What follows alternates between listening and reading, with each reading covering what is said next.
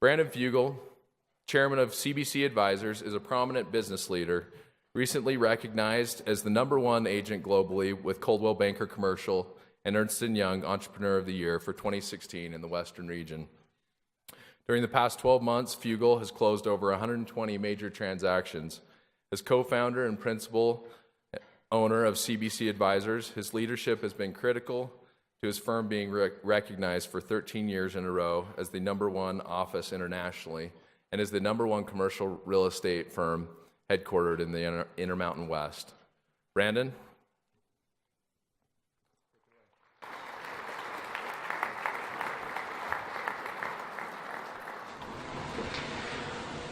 Mr. Gecko, we took a little loss today.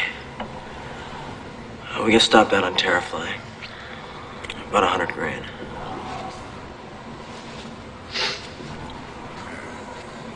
Well, I guess your dad's not a union representative of that company, huh?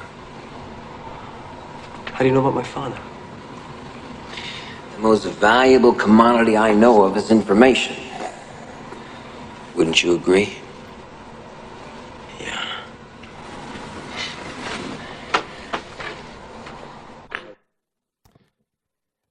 You gotta love it. It's a classic scene from Wall Street that is so true. Information is power.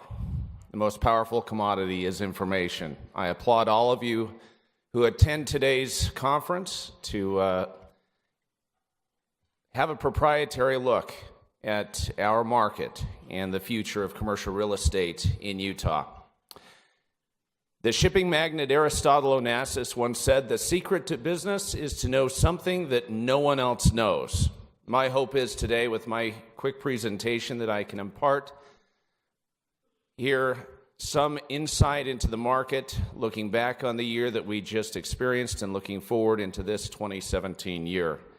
It is a privilege to be speaking on the office sector today. 2016 can best be characterized as the year of the headquarters. What a historic year. Overstock.com saw their iconic Peace Coliseum finished. Vivint Solar with their 150,000 square foot headquarters on I-15 in Lehigh. Ancestry.com's 200,000 square foot headquarters at the point of the mountain at Traverse Mountain. Entrada recently moved into their new headquarters above Adobe, towering over the point of the mountain in Boyer's new project. In Contact changed the skyline in Sandy, and Unique added yet another headquarters to Lehigh's growing office sector. One of the most notable additions to our market this past year, of course, was the incredible 111 Main building downtown, developed by City Creek Reserve and the LDS Church. This building truly has changed and vaulted our skyline to the next level, in my opinion. Goldman Sachs, of course, anchored the building along with others like our firm, CBC Advisors, up on the 22nd floor, Durham Jones Pinniger, and a host of other companies that will be announced in the future. This past year, Utah County dominated the market, no surprise. But as you look at the statistics, it's even more compelling. You look at the impact that Utah County has had on not only Utah, but the entire Intermountain West. Few stats. Utah County, positive absorption of 1.13 million square feet versus Salt Lake County at 1.157. What is most notable about this statistic is if you pull out 111 Main and that 400,000 square feet, it punctuates how much Utah County really truly led the market with half the population of Salt Lake County's demographic. Looking at Salt Lake County, what a dynamic year. Vacancy was down, net absorption, of course, up. Construction still continued at a rapid clip, and average lease rates rose, I think making it even more of a resilient market for developers to enter with high-quality product. Speaking of lease rates, they've remained constant and healthy throughout the entire valley. We've seen All classes actually benefit and rise over the course of the last year, which has been healthy for the Utah market overall. Looking at vacancy, vacancy has dropped, which is remarkable when you take into account all of the new construction and the absorption that has taken place. Speaking of absorption, no surprise if you look at the chart, over 3/4 of the absorption continues to be suburban, with 24% being downtown CBD. And again, if you took out 111 Main, it would be that much more centered in the suburban market. Salt Lake County, looking at construction, 77% tracking in South Valley, no surprise. This coming year, we'll see the rise of the mega projects. Mountain America Credit Union just broke ground on their 11-story, 327,000 square foot Class A headquarters next to the Hale Center Theater on I-15 in Sandy. 53rd Center by Security National is underway with one of the most bold redevelopment projects our market has ever seen at 53rd South and I-15. Valley Grove, which is a 200,000 square foot 6-story building by St. John Properties, is currently under construction, of all places, at the Pleasant Grove Interchange. That is noteworthy. The largest single building in North Utah County is under construction right now at the Pleasant Grove Interchange, anchored by EduTech company Instructure.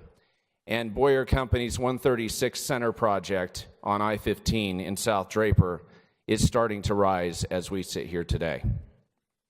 Transit-oriented developments continued to rule the day this past year and will be a trend to stay in the future.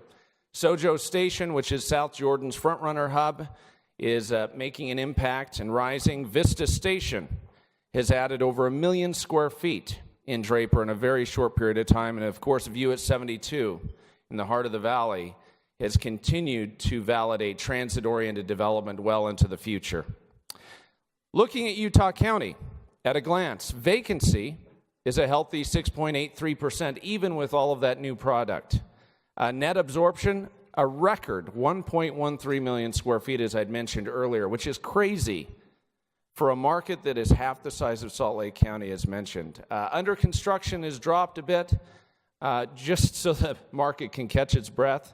But average lease rates are inching up, making it even more of a, I think, a healthy market for developers to enter.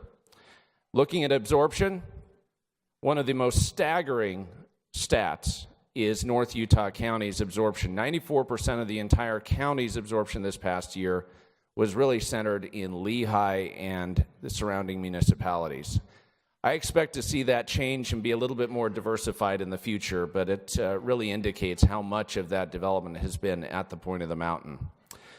Speaking of the point of the mountain, one thing that we're watching very carefully is sublease availability, both at Thanksgiving Park and Vista Station on both bookends of the point. You have a lot of sublease space that has yet to be absorbed that is creating an interesting dynamic in the market, and I think raises a little bit of a flag for caution.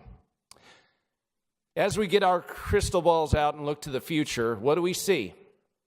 What do we see for the office market moving forward? Well, I see Utah taking center stage continually. Utah is here to stay. Site selectors are placing us at the top of their list. That trend will continue as long as we have quality development and our demographic continues to resonate with companies across the country that are looking to grow and expand. But with all that expansion, we have seen the market hit the brakes this past year. We've seen a little bit of a slowdown as a result, and I would say it can be best characterized as the market taking a deep breath. Velocity isn't what it was a year or two ago, and these incredible historic records that we've seen set this past year were really set in motion 2-3 years ago. We need to look to the future with caution. And speaking of caution, watching our step and advising our clients to be careful as they make commitments to the future will be even more key as we look to the future and try not to get ahead of ourselves in this market. New construction will continue to change our skyline. Expect to see even more cranes, and these legacy projects will continue to transform our skyline in a way that we've never seen before. We're really witnessing a true renaissance here in Utah's commercial real estate market. And of course, the point of the mountain. All of you can guess what this site before you is. This is the 700-acre prison site that will be the topic of major discussion over the course of the next year or two, as that property is master planned and I think elevates the communities around that key assemblage. I actually think it's a very positive thing. I think to have a key piece of development property in the center of our Wasatch Front demographic actually bodes well and positions us for success into the future. I'll close with another Onassis quote. To succeed in business, it is necessary to make others see things as you see them.